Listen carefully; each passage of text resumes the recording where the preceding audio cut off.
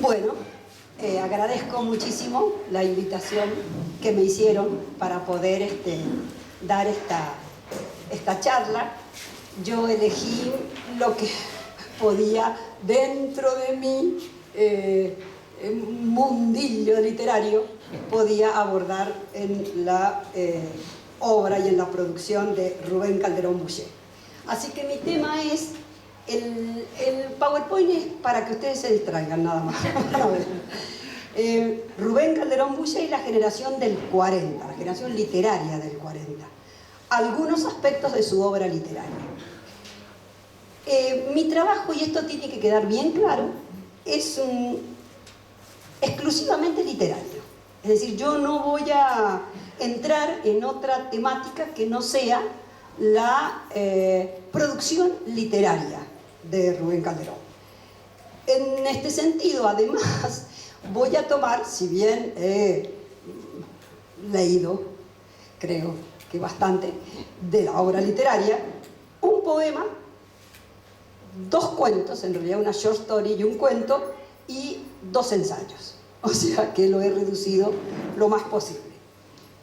¿Por qué lo he reducido? ¿Por qué lo he reducido? Porque mi abordaje lo único que pretende es demostrar la relación que él tuvo con la generación literaria del 40.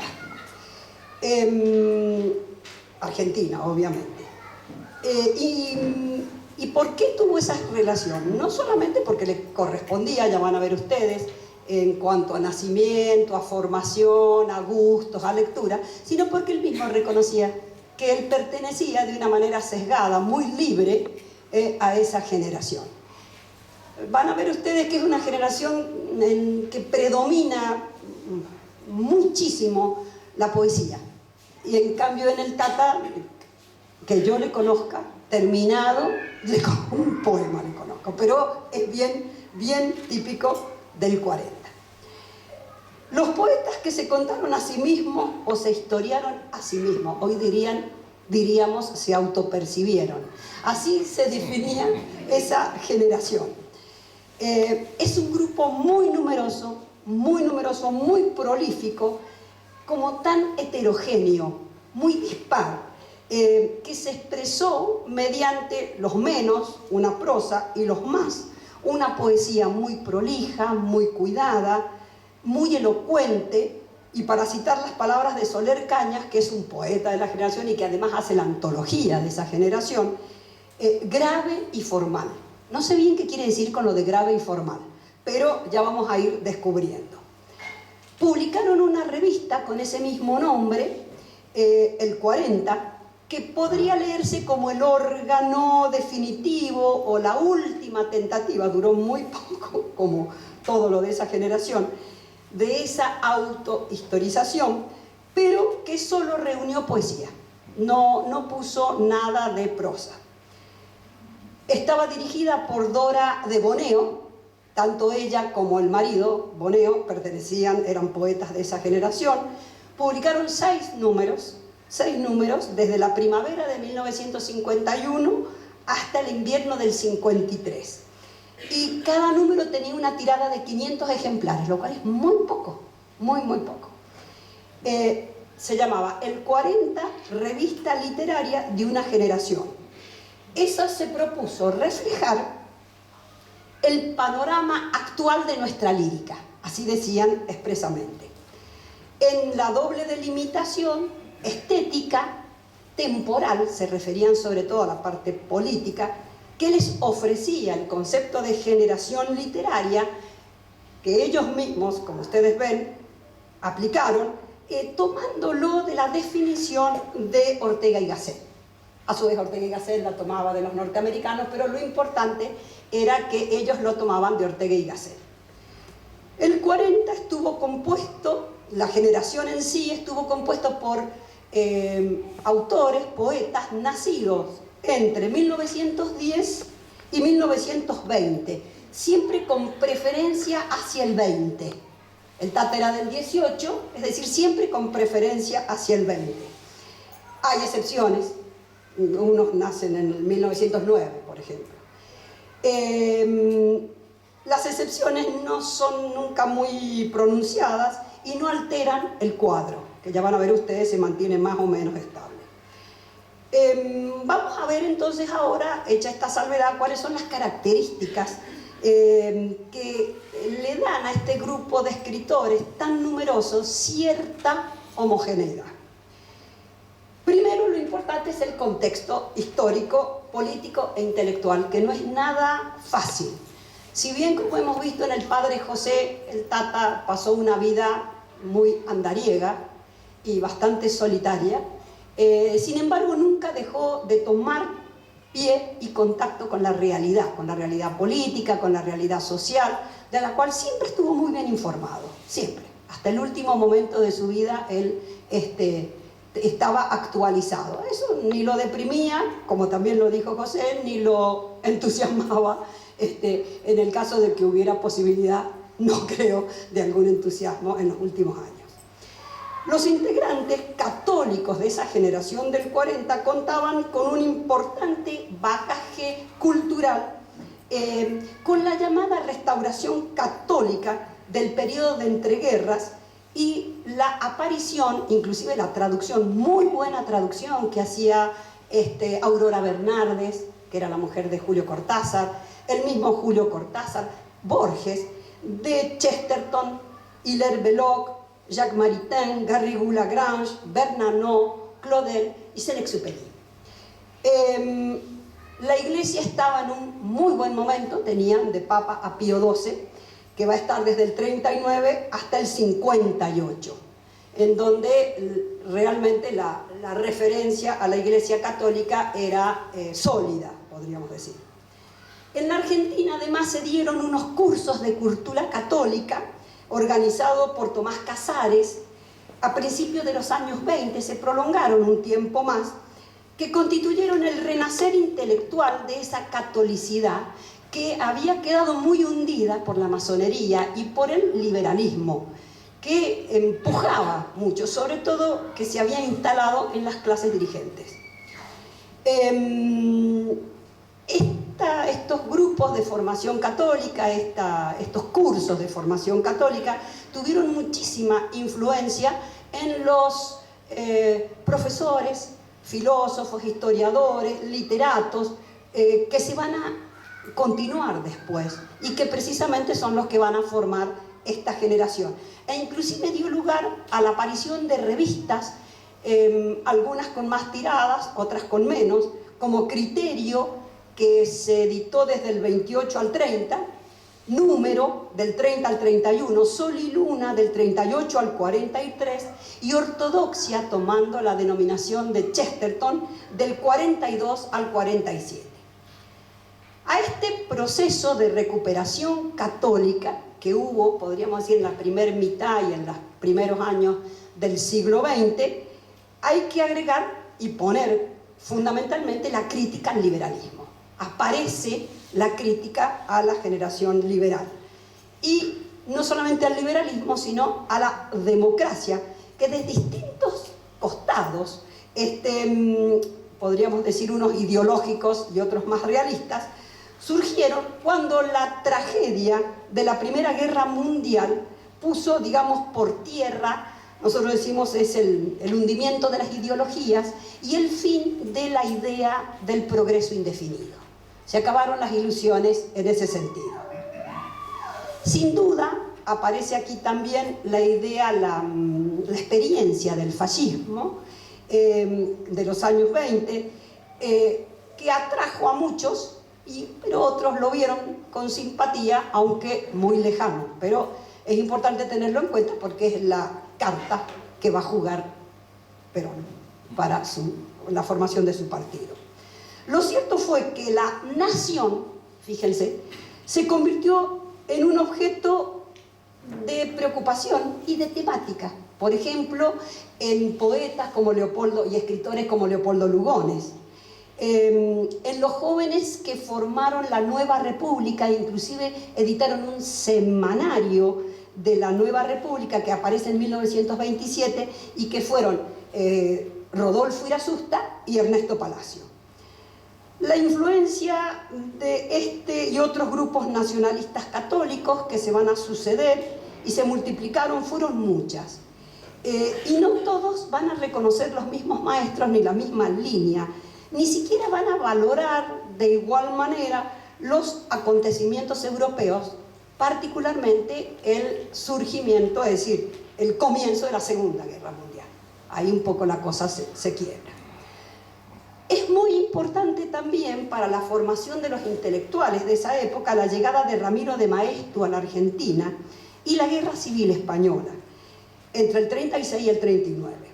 Estimularon la llegada de Ramiro de Maeztu y la Guerra Civil, el reconocimiento de España como país central en la configuración del ser nacional, en sentido inverso al desprecio que se venía haciendo de todo lo hispánico y el hispanismo fundamentalmente a partir de Sarmiento, pero con mucha más fuerza y más decisión con la generación del 80.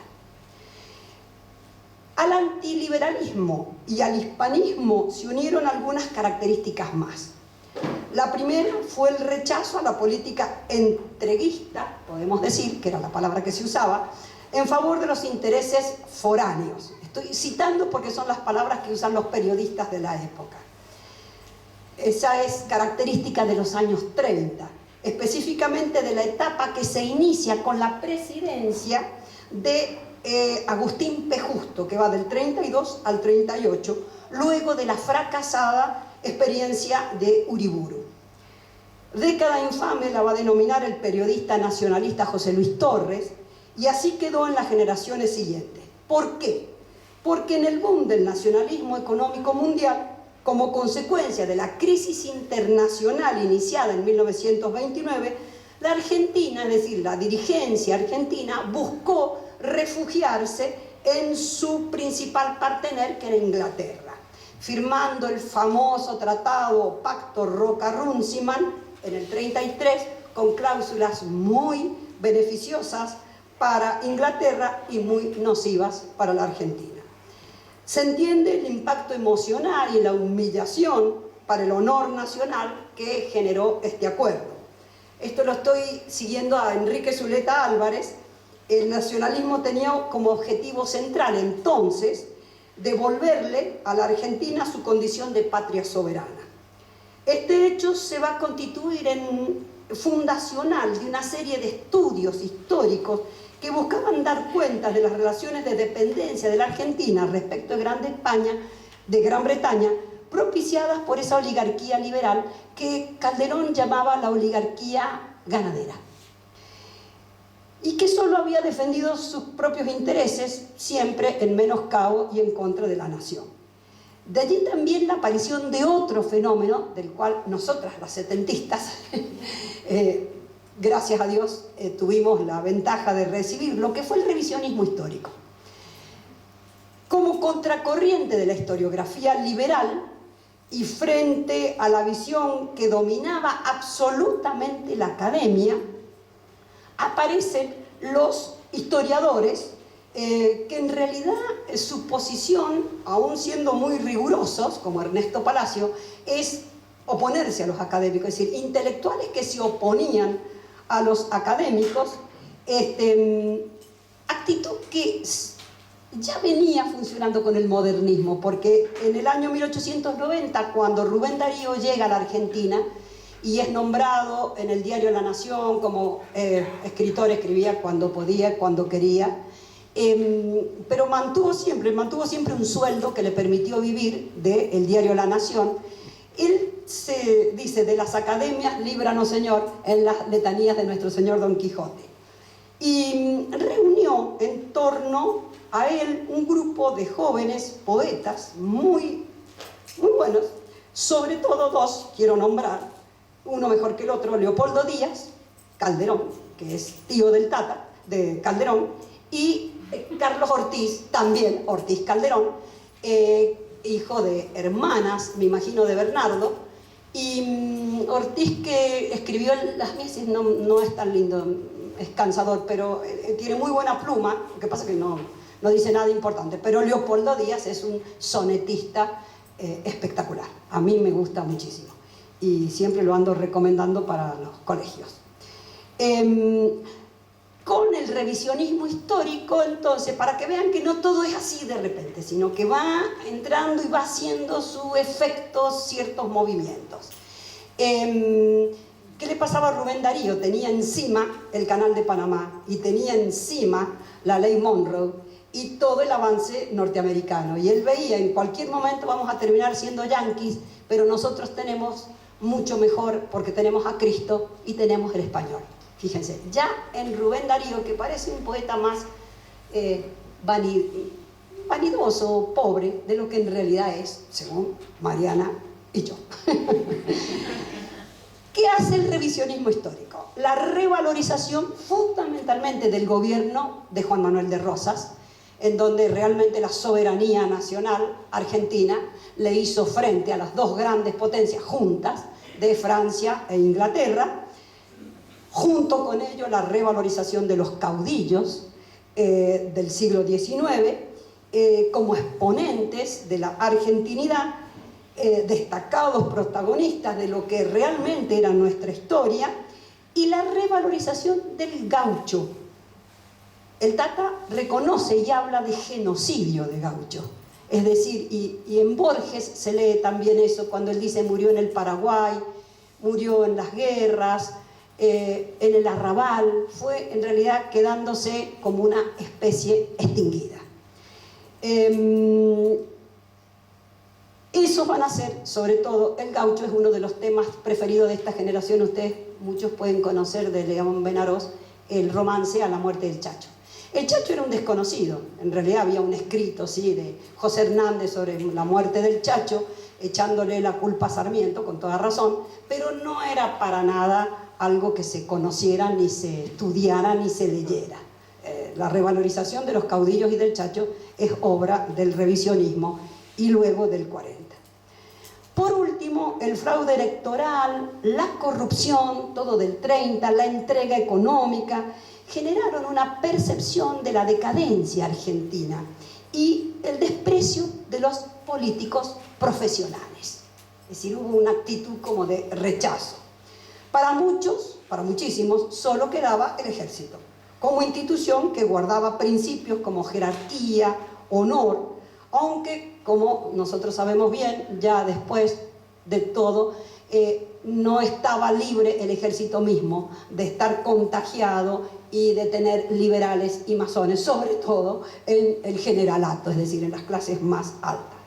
Lo cierto es que un grupo de oficiales, jóvenes en su mayoría, coroneles, tenientes coroneles, estaban preocupados por este y otros temas porque se venía la posibilidad del comunismo o el socialismo, porque tenían miedo de que la Argentina se manifestara, dejara de mantenerse neutral, o se manifestara en contra del eje y a favor de los aliados,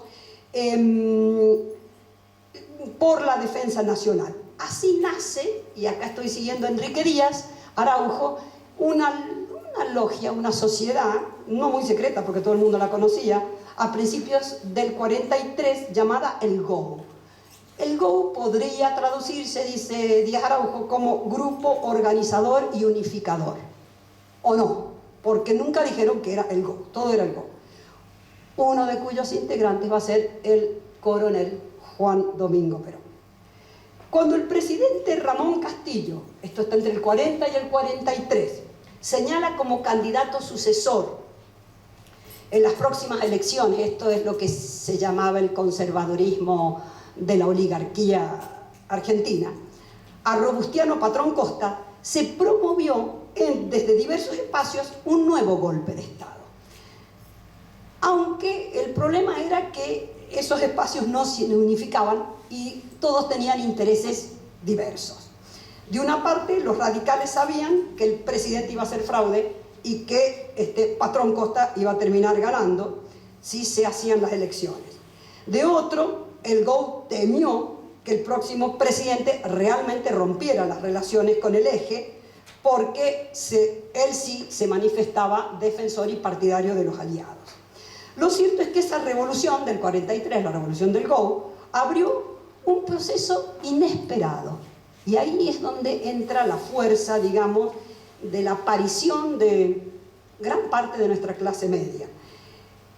Y fuertemente conflictivo, no solamente dentro del gobierno, sino fuera del gobierno, porque a las posturas sobre la guerra, sobre lo internacional, se acopló un fenómeno que había pasado inadvertido para la mayoría de los políticos profesionales. Se trató precisamente de los cambios producidos por la crisis agrícola, la industrialización, la migración interna desde las zonas rurales hacia el Gran Buenos Aires, con el consecuente crecimiento impresionante de Buenos Aires y el aumento de números de obreros, muchos ya calificados. No eran unos peones comunes, eran obreros calificados. En ese marco surge este nuevo líder, Perón, que entre otras cosas que hizo, dividió el nacionalismo. Para muchos, como Ernesto Palacio, él reencarnaba la política antiliberal y antiimperialista de Rosas. Para otros generaba una profunda desconfianza, entre ellos Rubén Calderón, y finalmente algunos estaban expectantes. Yo tuve como profesor a Alfonso Solá González. Él era peronista hasta el final. Yo lo tuve de profesor el último año, el año que se murió. Pero claro, el peronismo que él decía era un peronismo al estilo Mussolini. Y odiaba toda esa chusma que teníamos de compañeros.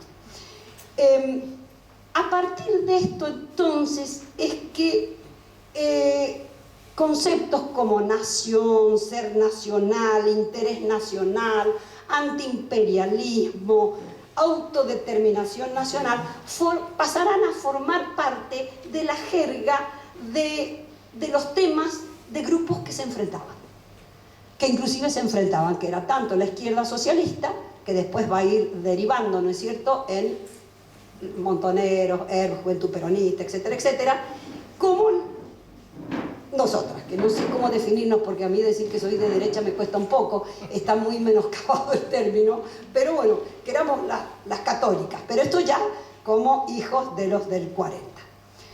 En esta década, y en razón de los negociados y de la entrega y de esa especie de sentimiento de, bueno, de descorazonamiento, de deshonor, aparece desde el radicalismo irigoyenista, un grupo que se llama el EDA, una serie de acciones contra el sistema, muy simpáticas, tan simpáticas como fracasadas, que fueron la de los hermanos Kennedy, la epopeya de los Kennedy, en Entre Ríos, en 1932, la del teniente coronel Atilio Cataño en diciembre, esta fue en enero, él fue en diciembre, también del 32, el teniente coronel Roberto Bosch en Paso de los Libres, siempre la zona del litoral era la más inquieta, en el 33, y dos levantamientos del coronel Gregorio Pomar en el 31 y en el 33. Fueron azonadas de últimos, digamos, patriotas que todavía pensaban que podían, o les importaba un rábano y querían de alguna manera hacer algo antes de morirse. En relación con la conspiración del 43 y el GO, se sabe que muchos del 40 lo vieron con simpatía. Incluso actuaron como consejeros, aunque siempre fue, y en eso lo subraya bien Díaz Araujo, un movimiento netamente militar, que llegó a reunir más de 4.000 oficiales. Ya les digo, de rango nunca el generalato, nunca llegaron al generalato, y quizá eso es lo que no les dio posibilidad. El más comprometido fue don Bruno Jordán Yenta, que siempre fue antiperonista, que estuvo comprometido con el GO y que después va a ser asesinado, ustedes saben perfectamente, por el ERP de 11 balazos en la época horrible nuestra de 1974. Todos estos movimientos nacionalistas nunca pudieron imponerse, duraban poco, frente a la oligarquía liberal, que dueña siempre del generalato, se mantuvo arriba, siempre se mantuvo arriba. En el 46 entra Perón, con un apoyo importante de los grupos nacionalistas. Perón gobernó entre el 46 y el 52, después reforma la Constitución. Bueno, este cuento ustedes ya lo saben. En lo que respecta al espacio intelectual, del cual se nutrió ampliamente este grupo generacional,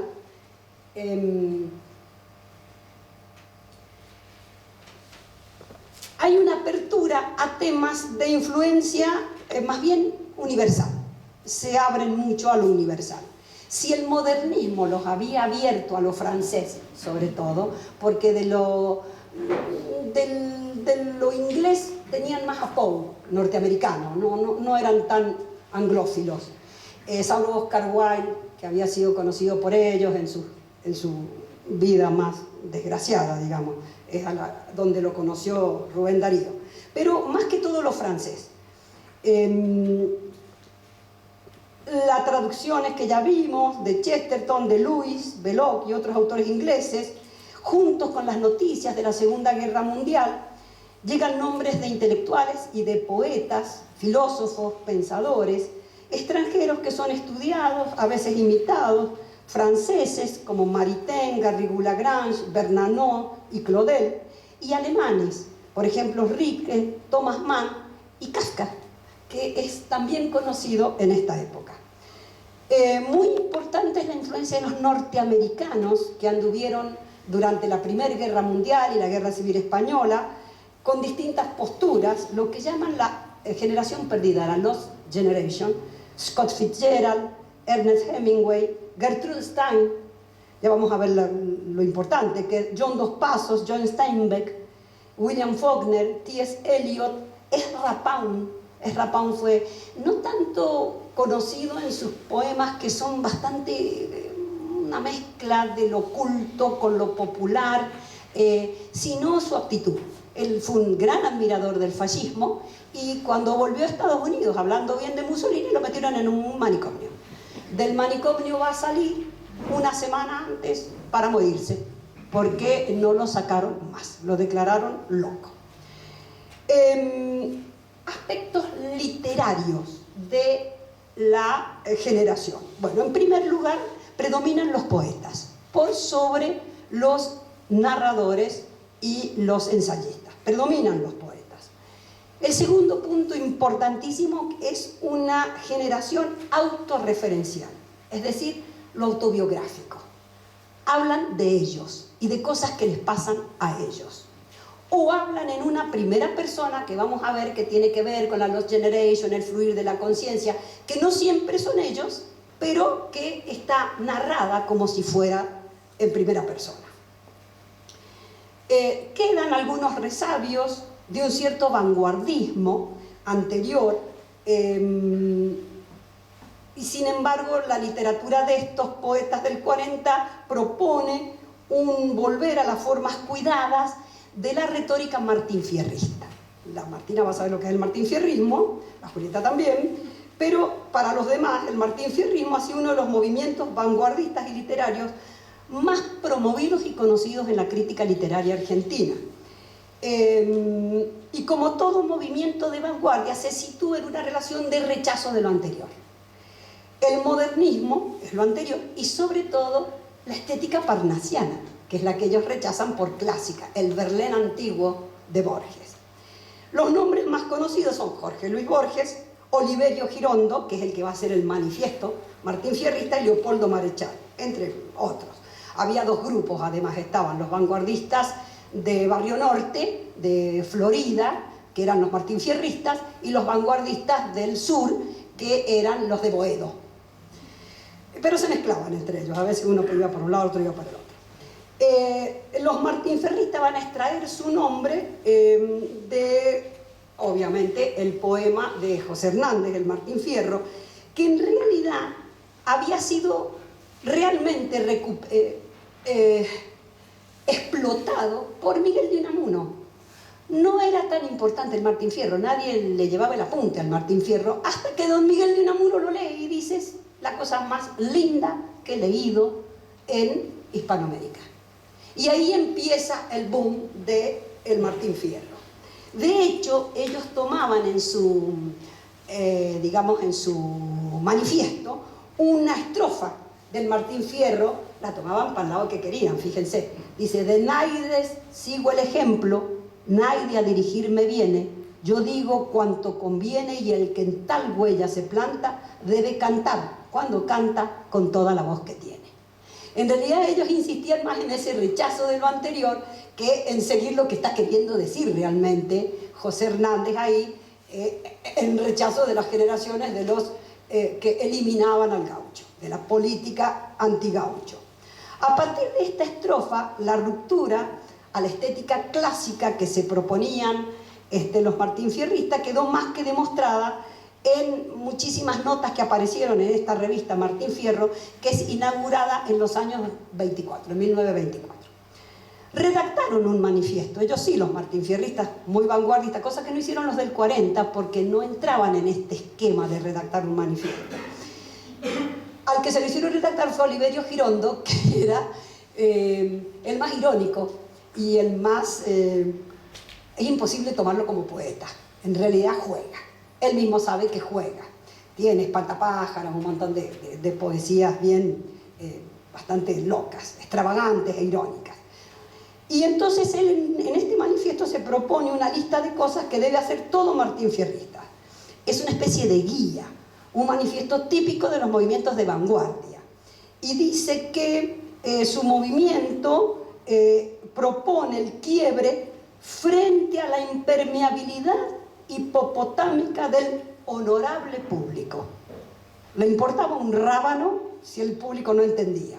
Frente a la funeraria solemnidad del historiador y del catedrático. Acá siguen con la actitud antiacadémica, que momifica cuanto toca. Bueno, y sigue todas estas cosas muy de Oliverio Girondo, que no me quiero demorar porque no es el tema. Aunque no en las ideas, sí en la forma, el 40 son hijos de Borges. Son hijos de Borges. Y a Calderón le gustaba Borges en cuanto a la forma y a la retórica borgiana. Y se los ha considerado de alguna manera neorrománticos, porque como no eran vanguardistas, pero al mismo tiempo eran muy formales, y bueno, había que entrar en alguna clasificación y se los consideran neorrománticos. Sobre todo a los poetas, no tanto a los que se dedicaron a la narrativa, como Julio Cortázar, por ejemplo. Sobre todo el Cortázar anterior al Cortázar de París, que es un sonso que se vuelve, entre otras cosas, pro izquierda. Pertenecían a este cuantioso, aunque no homogéneo grupo, sobre todo si se lo compara con los grupos de vanguardia, que debido a las manifestaciones eran muchísimo más reducidos. Carlos Alberto Álvarez, Horacio Armani, Vicente Barbieri, les digo por si a alguien le suena alguno, León Benarós, el del Chacho, Martín Alberto Boneo, el marido de Susana, Eduardo Jorge Bosco, Jorge Calvetti, también lo hemos visto cuando escribieron ese comentario al Martín Fierro junto con Aragón y ganaron el premio. Eduardo Calamaro, Tulio Carela, José María Castiñeira de Dios, Julio Cortázar, Ana María Chuy Aguirre, Daniel Devoto, Ana Teresa Favani, César Fernández Moreno, Juan Ferreira Basso, Marcos Fingerit, Joaquín Januzzi, Alberto Guirri, Miguel Ángel Gómez, María Granata, Eduardo Jonquier, Horacio Raúl Klappenbach, Julio Mazargot, Alfredo Martínez Howard, Enrique Molina, que a mí me gusta mucho Enrique Molina, Silvina Ocampo y los poetas que ella propiciaba a través de la revista Sur, Olga Orozco, Roberto Paine, Antonio Porquia, César Rosales, Alfonso Solá González, que fueron nuestros profesores de literatura argentina, Solero, María Elena Walsh, mucho más vanguardista que los otros, Juan Rodolfo Wilcock y de una manera sesgada, siempre muy libre, Rubén Calderón Boucher. Los rasgos que identificaron a esta generación fueron, además del autobiografismo y del nacionalismo, ese intelectualismo antiacadémico, propulsor del ensayo y del escrito libre y sin concesiones, que muchas veces se refleja en las narraciones breves, cuentos o short stories a la manera americana.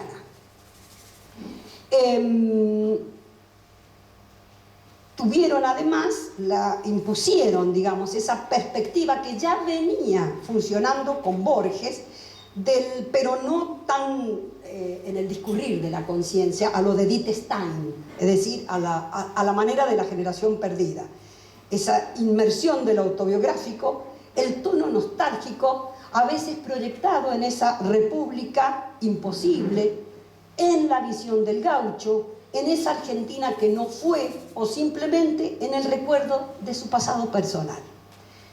La elegía como tema central en la poesía y un terrible sentimiento de orfandad nacional y familiar en muchos casos. Vayan ustedes haciendo la relación con lo que el padre José nos venía diciendo. Vamos ahora directamente a Rubén Calderón Bouchet, escritor y poeta del 40. Quiero hacer la salvedad de que he tomado esto nada más. Hay muchísimas cosas más de Calderón que son realmente muy lindas y que se escapan a todo esto. Es, por ejemplo, muy surrealista en El Tirita, en El hombre que reflejaba el clima. Es irónico y crítico. Bueno, a mí los cuentos que me parecen geniales son El mono de Keller, Carlitos, Darwin, Barroso, donde está la crítica a esa filosofía de provincia, filosofía de pueblo, ese, ¿cómo se llama? El evolucionismo, porque es, claro, fundamentalmente el evolucionismo, y otra que es un mono que le regalan a Barroso, y entonces Barroso, el mono, puede llegar a ser rector de la universidad, si lo entrena, porque el mono es muy sabio, casi es el eslabón perdido. Y la otra que a mí me parece espectacular es Adam el Rojo. Adam el Rojo es directamente un cuento-ensayo, donde después de volverse, aparece mono rojo, bueno, todo el mundo lo mira con desprecio, pero saben que hay una vieja profecía que dice que va a aparecer un mono rojo. El mono rojo va evolucionando, pero siempre para peor, porque se vuelve envidioso, lujurioso, ladrón, sinvergüenza, destruye la ecúmene y después le planta un cartel de en venta, cosa que había destruido todo y ahora lo vendía. Bueno, no voy a, inclusive muchos ensayos que algunos los reunió con el nombre de En pocas palabras, que no tienen que ver con este tono que yo voy a seguir ahora. No es que él estuviera exclusivamente reducido a esta temática, sino que esta es la que lo relaciona con el 40. Cuando uno trata de encontrar un tema o un tono unificador que relacione, que una los ensayos y el poema de Rubén Calderón, así como eso José marcaba que era evidente en los escritos de historia, política, de doctrina, de pensamiento, en el ámbito de la creación no lo hay. No lo hay. La temática, tanto como el tono, ruedan libremente de un lado al otro y podría decirse que ocupa todos los registros. Con lo cual quiero afirmar esa condición de que si bien Calderón fue un hombre solitario, con una vida bastante triste, nunca dejó de ser un hombre informado. Y se le nota, es un hombre que está al día en sus lecturas, lo que no era un aficionado a entusiasmarse con nada que no entusiasmara. Yo creo que su adhesión a la fraternidad fue lo que realmente lo entusiasmó.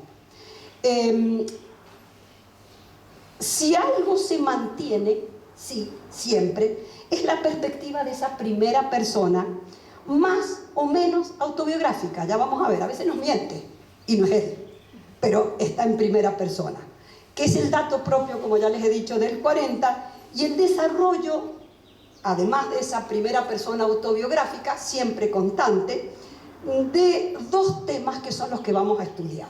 La nostalgia, como una fijación casi neurótica, no digo de él, de los escritos, en esto traten ustedes de actuar como un profesor de literatura, y la elegía. Fíjense que les voy a definir lo que es para un manual de psiquiatría. Cuanto más fuerte es una fijación, más propensos es a regresar a los objetos o etapas infantiles o juveniles que una vez le procuraron felicidad. Cabe destacar que se regresa a ciertos objetos o etapas como defensa frente a obstáculos de la vida actual, es decir, es un modo de esquivar la melancolía en una etapa destructiva, sustituyendo la realidad efectiva por la fantasía, pues según el sujeto que padece este síntoma, todo tiempo pasado fue mejor. Esto está sacado de Jung. En el último Señor de Gérons, que es el primer texto que vamos a ver, este es todo mi PowerPoint, nos introduce en esa perspectiva clínica, desde un punto de vista netamente autobiográfico. Dice, los Pontmaret de Gérons terminaban en mi tío Numa Perducas. Pontmaret, el de Gérons, se había perdido en el viaje a América y a ninguno de mis familiares se le hubiera ocurrido pensar que el apellido de los antiguos señores de Gérons pudiera prestar otro servicio que no fuera el de inspirar amables bromas dirigidas a Numa Perducas. ¿Por qué Numa Perducas? No te dice por qué, pero nosotras, como somos ratas, Numa es un nombre, Numa Pompilio es el segundo rey de Roma, pero num es un adverbio interrogativo. Pero es un adverbio interrogativo negativo, que podríamos traducirlo como acaso, acaso.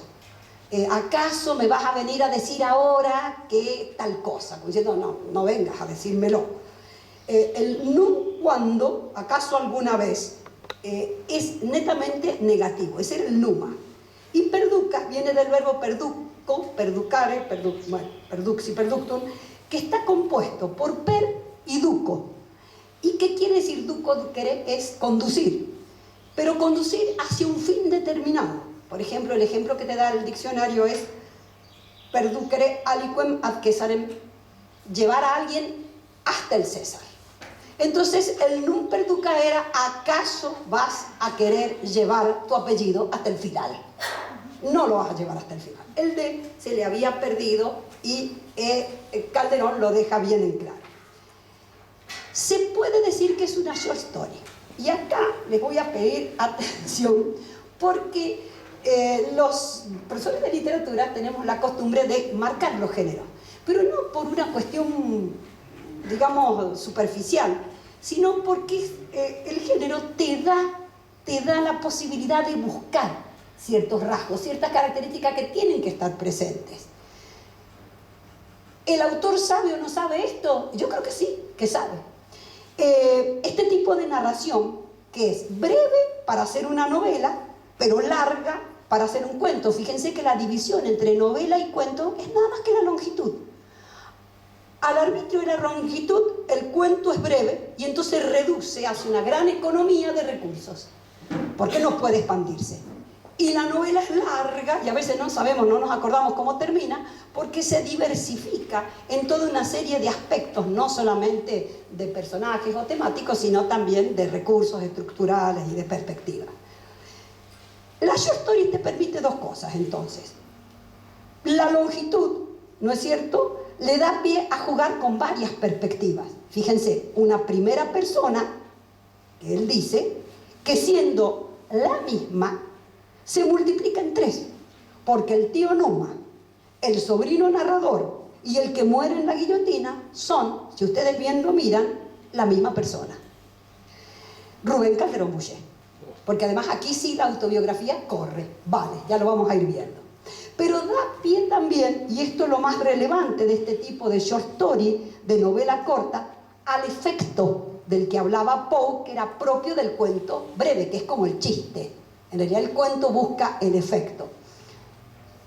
Al final, luego de haber pasado todas las idas y venidas, bueno, en realidad se las tendría que contar, porque en el tiempo, el encuentro y el romance con Germaine d'Astarac, la muerte en la guillotina de los dos esposos, dice, cito, aquí termina la historia de mi tío Numa. Con los ojos velados de llanto miré el árbol genealógico que estaba pegado en la cara interior de una puerta de su biblioteca y donde estaba el nombre del último señor de Gérons, al lado de la fecha de su nacimiento, 1 de enero de 1918. Ese es el Tata, el Calderón, nace el 1 de enero del 18. Hice una rayita, agregué una cruz y la fecha, 27 de octubre de 1793. El nombre de mi tía Germaine d'Astarac lo agregué debajo con la doble data de su nacimiento y de su muerte. Donde él, bueno, el cuento en realidad es que el tío Numa empieza con una inquietud a ver quién era el que le había dicho a Leticia Bonaparte le había avisado la muerte de su hijo Napoleón en Santa Elena. Y entonces resulta que es él, porque él, en el esfuerzo de su melancolía y de su tristeza, vive solo en una casa, la que mantiene discretamente. Él es un hombre de cierta nobleza, pero cuando empieza a descubrir que puede retroceder hacia el pasado, empieza a incursionar en distintos tiempos, dentro del espacio revolucionario, posrevolucionario y prerevolucionario. Ahí conoce a Germaine d'Astarac, primero chiquita, después la conoce más grande, se enamora de ella e intenta volver. Hasta que vuelve, logra, bueno, tiene un momento de defección, eso es lo que te da pie la short story, que puede, en un momento él se asusta y se vuelve al tiempo, y luego trata de volver, y ya cuando vuelve está Germaine d'Astarac escribiendo sus memorias de su marido, que es este señor de Gerons, y que van a morir mañana. La fecha del 20, y ahí, digamos, todo eso es recogido por el sobrino. Lo curioso es que son todas la misma persona. La fecha del 27 de octubre de 1793, yo la he buscado porque en eso Calderón siempre te pone algo. La reina María Antonieta ha muerto ya el 16 de octubre de ese mismo año.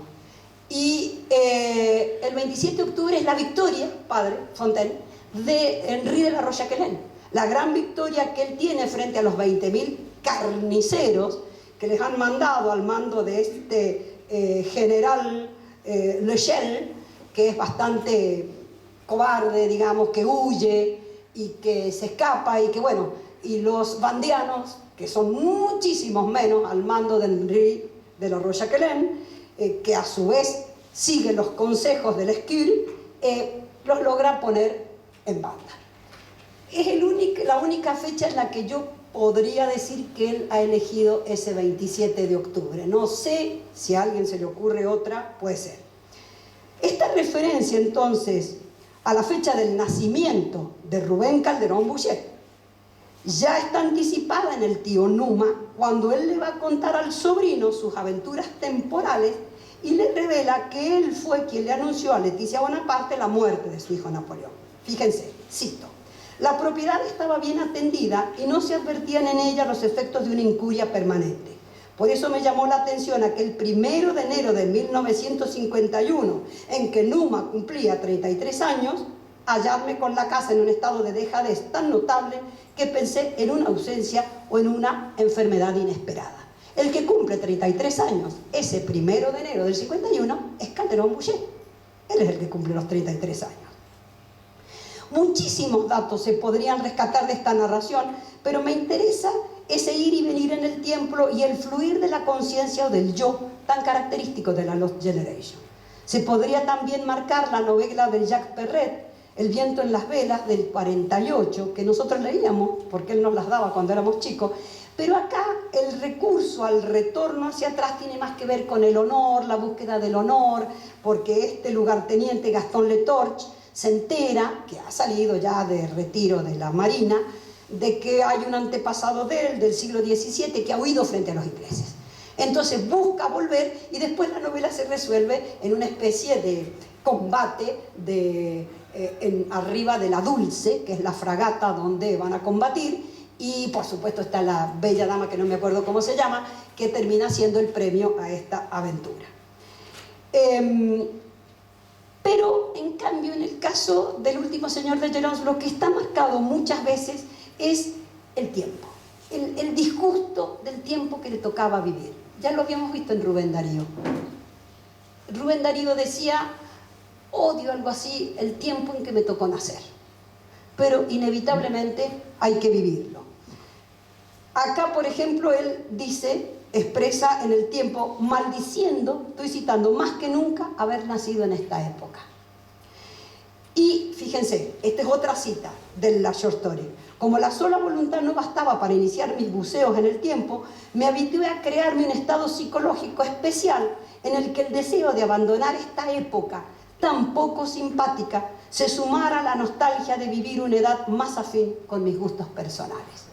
Y termina en la guillotina. Esta narración apareció publicada en San Juan, en el diario Tribuna, en 1960. Ahora bien, mucho más hondo cala en el tono nostálgico Inocente. Inocente es un cuento corto, bien corto. Acá vamos a otro ejemplo, a otro género, pero de alto impacto, con un fuerte, digamos, efecto en el final. De ese sentimiento que llega a transmitir el desaliento, la desesperación y la orfandad. Fue publicada en el 54 en una revista nacionalista y peronista que se llamaba Esto Es, que lo hace con gran humor porque lo publica bajo el nombre de la mamá, Blanca Luisa Robelo. Y en la introducción dice, llama la atención que sea una mujer la que escribe este cuento, o sea que no se lo creyeron. Y ganó un premio con unos pesos que no le venían mal porque en el 54 estaban en la más horrible de las miserias. Y empieza así. A los hombres de los pueblos hay que dejarlos que nazcan solos para que tengan tiempo de hacer nido en el corazón de sus moradores. Yeguareté Corá, tigre overo, es el nombre de mi pueblo. Y a veces, cuando me encontraba lejos, en una de esas ciudades que nunca me gustaron, solía dejarme invadir por la melancolía, acariciando interiormente el nombre del pueblo lejano que se me aparecía en una de esas siestas inmóviles, dormido en el rumor poderoso del Paraná Medio. Es precioso ese cuento. Allí me crié, sigue él, con Inocente Cal y con el Cambaí Ledesma. Cambaí, consulté un diccionario guaraní, quiere decir laguna y arroyo de los negros. Sigue más adelante. Un día me enteré de que Cambaí Ledesma había sido nombrado comisario de Yeguareté Corá. Le escribí una carta larga y melancólica recordándole nuestra vieja amistad y terminaba por pedirle que me diera la oportunidad de un trabajito para volver al pueblo. Quería ver de nuevo el teatro de nuestras andanzas y tratar de curarme de esa tristeza, acuérdense de la definición que yo les di, de nostalgia profunda que me consumía. Reuní todos los pesos que pude y como calculé que tenía para pagarme el boleto y todavía me sobraban unos 50 o 60 pesos, aquella noche me emborraché. Fue una curda jefe. Cuando volví a mi cuarto me arrimé, imagínense la Blanca Luisa escribiendo esto. Cuando volví a mi cuarto me arrimé a la luna bastante deformadora de mi ropero y al ver mi cara a la luz rojiza de la bujía barata sentí una depresión tan aniquiladora que me puse a llorar como un niño. Me parece que me veo con mi cara larga, cetrina y sin afeitar y mis caídos ojos de caballo de plaza, rojos e hinchados. No, mi imagen no era en realidad para consolarme, pero tenía la esperanza de volver y quién sabe, las esperanzas suelen ser tan locas. Tal vez pensaba encontrar de nuevo aquella atmósfera perdida o recuperar el perfume del pasado que a veces, como una súbita primavera, entraba de repente hasta mi cuarto de pensionista y por un momento permanecía allí entre tantos olores de derrota, aumentando mi depresión. Es clínico. Pasada la aventura y muertos ya los dos amigos, porque claro, ahí el Cambaí es un pícaro. Es comisario, es contrabandista y lo usa al pobre inocente que le llamaban el sapo porque había aprendido a nadar antes que a caminar y se hacía el Paraná y le era de contrabandista, le traficaba cosas que como él era discapacitado, es decir, era inocente, no tenía capacidad de entender, no sabía lo que hacía. ¿Qué pasa? Se entera la prefectura y entonces lo van a pescar a este que está contrabandeando. Pero lo van a tomar prisionero. Si lo van a tomar prisionero, Inocente va a decir la verdad, que lo que lleva son cosas del Cambaí, que es el comisario. Entonces el Cambaí decide matarlo. Cuando el narrador se da cuenta, lo acompaña. Él era el escribiente, porque manejaba una Remington. Y entonces, siente el tiroteo, el piripipí, como dicen los correntinos, él lo dice, lo aclara ahí, y que lo han matado ya a Inocente. Entonces la agarra, le dice al Cambaí que bajen al río. Hay una tormenta terrible, el Paraná está enfurecido, y cuando le hace bajar primero el caballo de él con él, yo no sé cómo es el movimiento, sin duda Calderón sabía muy bien porque conocía ese río. Él baja detrás, empuja el caballo, le agarra la rienda y le da vuelta el caballo. Al darle vuelta el caballo, el Cambaí es arrastrado por la corriente y es encontrado al otro día ahogado y muerto. Pasada ya la aventura y muertos los dos amigos, nos dice el narrador, siempre en esa primera persona y como para sí mismo, en esa conciencia que se va recordando. Allí también me enteré de todo lo que pasó con Inocente y recogí su cadáver para velarlo con el del Cambaí. Descansan juntos, ahí nomás, cerca de la casa de Inocente que siempre habitó. De noche los oigo rondar entre las cañas y me parece que discuten. Entonces me asomo hasta la puerta y les grito que se estén quietos. Y me obedecen como niños que son. Es preciosa esta imagen del niño inocente y del niño pícaro, malo. Pero yo ya no puedo dormir más y me quedo las horas muertas pensando en la panza negra del río, con ganas de meterme adentro y no salir más. Así termina. El otro punto a tratar, respiren, en la obra de Rubén Calderón es el tono elegíaco. Se sabe ya, y voy a ser muy breve, que la elegía es un género, una composición de origen griego. Su métrica, que era lo que más la definía, se basó en el dístico elegíaco, un hexámetro y un pentámetro, en el que cabía una gran gama de sentimientos. Por eso era elegía, más que todo por los sentimientos. Por ello se advierte una indeterminación y una falta de unidad temática, las cuales con el tiempo fueron también agrediendo, podríamos decir, las formas. Entonces, cada tanto un romance, un soneto podían tener el tono elegíaco. Y el tono elegíaco se fue centrando, prácticamente dedicando a ser funerario, nada más que funerario. Los que han leído la Ilíada saben que la Ilíada termina con 3 elegías. La de Andrómaca, que es la mujer de Héctor, están escritas inclusive respetando el tono tan cantarín de los griegos, que se lamenta la muerte de su marido. La de Hécuba, que es la madre, son 3 mujeres en realidad, y Helena, que no solamente lamenta la muerte, sino que ella misma se ve desamparada porque ya no va a haber nadie que la cuide, aún frente a los troyanos. Porque Alejandro, o París, no es precisamente muy corajudo, podríamos decir. El que los defendía era ese.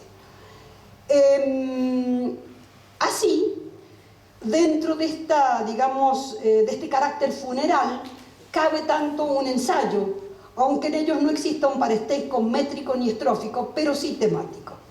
Es decir, vamos a llamar elegía funeral a toda composición poética en la cual se llore, se alabe, se cante, se consuele por un ser o varios que han muerto.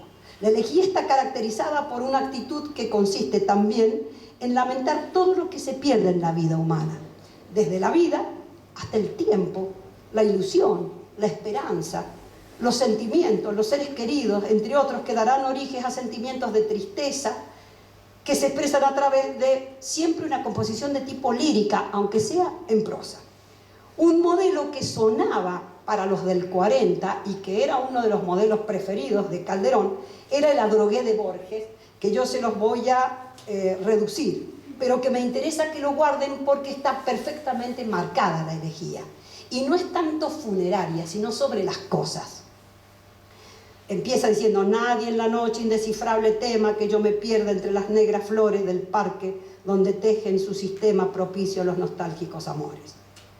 Más adelante: o al ocio de las tardes la secreta ave que siempre un mismo canto afina, el agua circular y la glorieta, la vaga estatua y la dudosa ruina.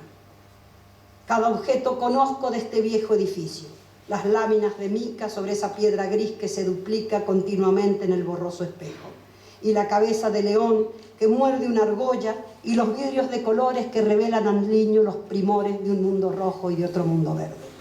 Más allá del azar y de la muerte duran, y cada cual tiene su historia, pero todo esto ocurre en esa suerte de cuarta dimensión que es la memoria. En ella y solo en ella están ahora los patios y jardines. El pasado los guarda en ese círculo vedado que a un tiempo abarca el véspero y la aurora. ¿Cómo pude perder aquel preciso orden de humildes y pequeñas cosas, inaccesibles hoy como las rosas que dio al primer Adán el paraíso? El antiguo estupor de la elegía me abruma cuando pienso en esa casa y no comprendo cómo el tiempo pasa, yo que soy tiempo y sangre y agonía. ¿Por qué me he demorado en leerles esto? Porque acá lo que se pone de relieve es el tiempo. Si ustedes se fijan, lo que él extraña es el tiempo que pasa. En Los hombres del 40, dos son los temas que se encargan de desarrollar la elegíaco o lo elegíaco. La mujer amada, las elegías de San Miguel, de Alfonso Solá González, por ejemplo, y el gaucho, en tanto que representante de un mundo o de una Argentina que se fue. Y vamos a empezar por este segundo punto. Para este tema hemos elegido en el ensayo una aproximación a Martín Fierro. Y de entrada, a manera de exordio, Rubén Calderón nos da todas las coordenadas en función de las cuales hay que entender su escrito. El título no promete mucho y se detiene un poco vacilante en el umbral de un poema que ha sido examinado con la lupa de los gauchólogos, gauchófilos, gauchistas, gauchófonos y hasta gauchudos, si se me permite el uso de ese término que navega a dos aguas entre el gaucho y el tonto que lo remeda. Sin entrar a ninguna de estas categorías, nacido y criado en lo que quedaba de una vieja estancia, mis conocimientos sobre el tema se limitan a una asidua lectura del Martín Fierro y a los recuerdos de una experiencia que se hunde en el brumoso terreno de la nostalgia. La perspectiva autobiográfica aquí es real. No es como en Inocente, donde él se ha metido, se ha disfrazado en una autobiografía. Muchas cosas son de él, pero hay otras cosas que no son de él. Ese sujeto personal, el tono nostálgico expresamente declarado, son los rasgos con que el autor nos va a presentar el problema de esa aproximación. Cuando se pregunta, como preguntándose a él mismo, ¿qué es el gaucho?, responde con todo el bagaje de quien lo conoce desde adentro.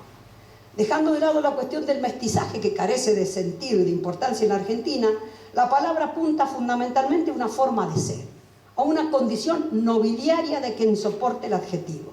Gaucho se dice del que se tiene bien a caballo, del que es capaz de soportar con estoicismo los desaires con que lo trata la suerte, del buen amigo siempre dispuesto al servicio sin esperar retribución. Cita un texto del Martín Fierro y agrega luego de su cosecha más adelante. Para observar dentro de los grandes conflictos de la historia nacional el nacimiento de la catadura gauchesca, es preciso no perder de vista al hidalgo. Este hidalgo consumido en el titánico esfuerzo de la conquista, aquí el padre José nos dio bastantes datos, y al que las luces del siglo le han arrebatado su condición de hijo de algo para convertirlo en un huérfano que necesariamente tiene que morir soltero. Los caudillos del interior encarnaban a su manera los ideales de los viejos hidalgos. Ciertos de enfrentar un poderoso enemigo, pelearon el buen combate sin grandes esperanzas y con la fiereza del que defiende un bien preciado, religión o muerte, rezaba el emblema de Facundo Quiroga.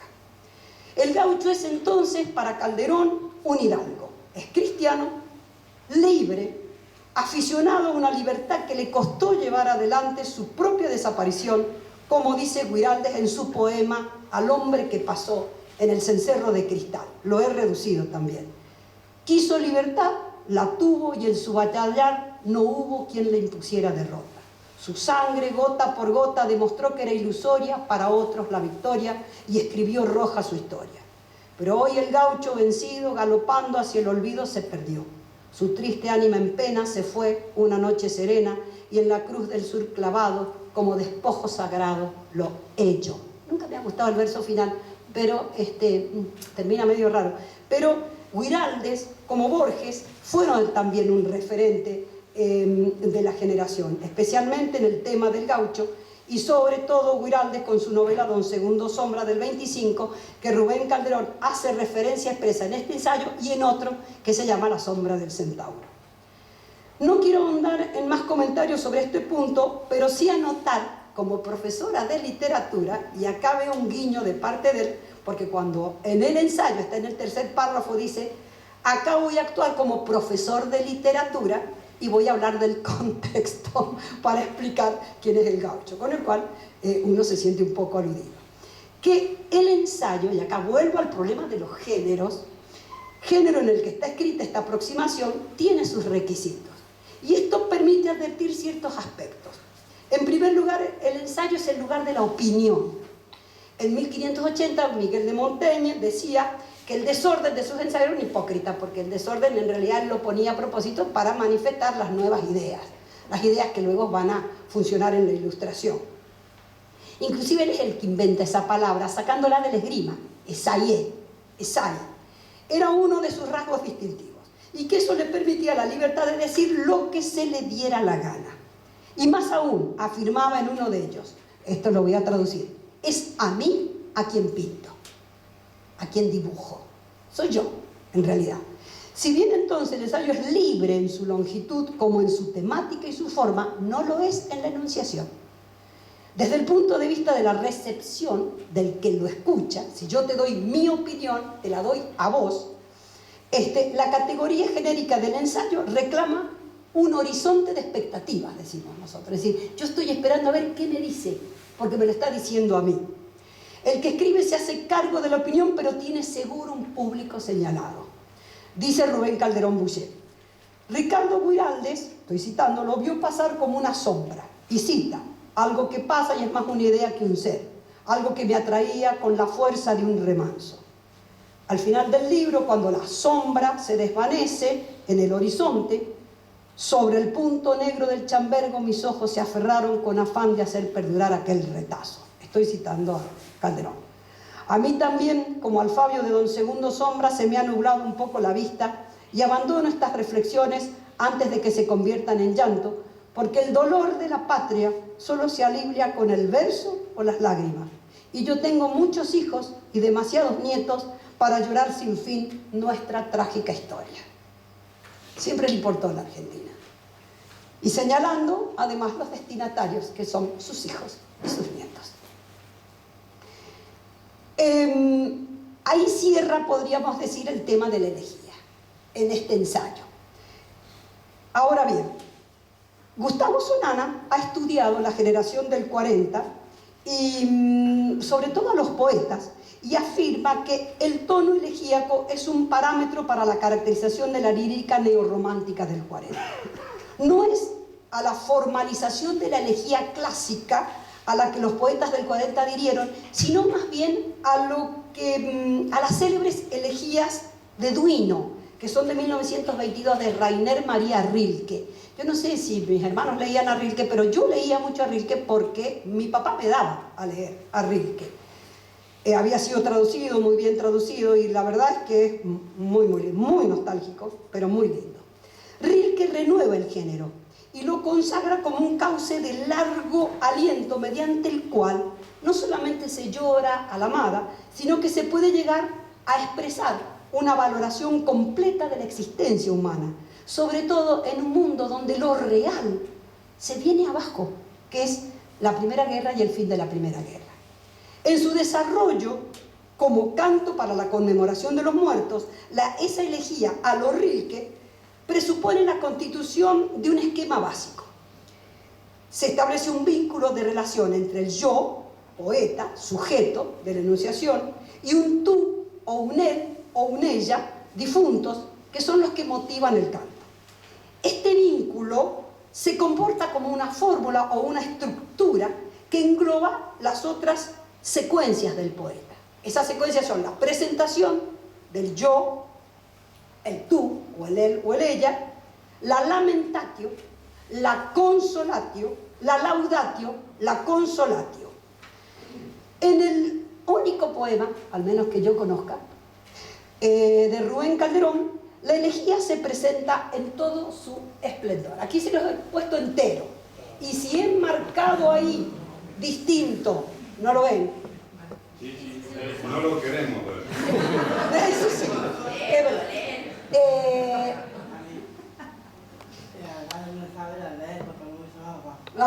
Sí. Bueno, la elegía se presenta en todo su esplendor. A Blanca en el recuerdo. No tiene fecha, fue encontrado por casualidad por el Evaristo mientras buscaba los papeles del Tata, los papeles donde él guardaba todo, donde están esas maravillas que me da la Mariana para leer, que me cuesta horrores. Yo voy a ir salteándome. La presentación, la primera parte. Yo también quise retener tus manos en mis sueños, no admitir el adiós de tu última sonrisa, ni verte ya perdida para siempre en este viaje sin retorno que la muerte dibujaba en tus pupilas. A esta presentación que entabla el diálogo entre el yo y la amada muerta, sigue fielmente la lamentatio. Salteamos. No estaré en la puerta para esperarte, la casa se perdió en la lejanía, ni volveré a ver tu cabellera rubia que el viento de la tarde revolvía. A la lamentatio sigue la laudatio en una mezcla con la consolatio final. Si el amor es más fuerte que la muerte, nos volveremos a encontrar en otra vida. Pero ya no será esta, no tendremos el dolor ni la fatiga, no conoceremos la sed ni la delicia de reposar mi frente entre tus manos para sentir el sabor de tus caricias. No habrá angustias, ni sufriré el temor de no tenerte. Y aquí, fíjense, el temor de no tenerte, aparece ese punto de inflexión tan original, tan propio, no me hagas eso, tan propio del autor, tan propio, porque esto es de él, no lo he visto, así como a mí me impactó Inocente, me impacta este final. Pero me aflige el miedo de pensar que no seas la misma, porque te quise así, frágil y humana, con todos los pesares que nos da la vida, pero con el rostro que del sol se alegra y el reposo que calma la fatiga. Este final resignifica todo el poema y convierte al tiempo, por eso me demoré en Adrogué, en el verdadero protagonista. Esta clase de elegía no da lugar a la sublimación de la amada, que es vista precisamente en su dimensión más humana y contingente, sinecdótica, además, porque es su frente, sus manos, su mirada y hasta su fatiga las que son evocadas por el poeta. Sin embargo, se advierte en el poema elementos propios del género, el tono predominantemente melancólico, la voluntad de aferrarse al dolor y rechazar el consuelo, y conforme a esto la transformación del tópico de la apoteosis. La apoteosis es el enaltecimiento. Cuando Helena enaltece la figura de Héctor. Acá no hay enaltecimiento, no hay apoteosis, que pierde entonces su valor consolatorio habitual. La conciencia del abismo que separa a los amantes y que genera la contraposición entre ese espacio del yo y el otro del tú en la trascendencia, aspectos que, bien mirados, están sujetos aún al dolor que reclama la pérdida que provoca la muerte. Ciertamente en este giro se sienten los ecos de Rilke, pero también los de Machado y muy especialmente Juan Ramón Jiménez.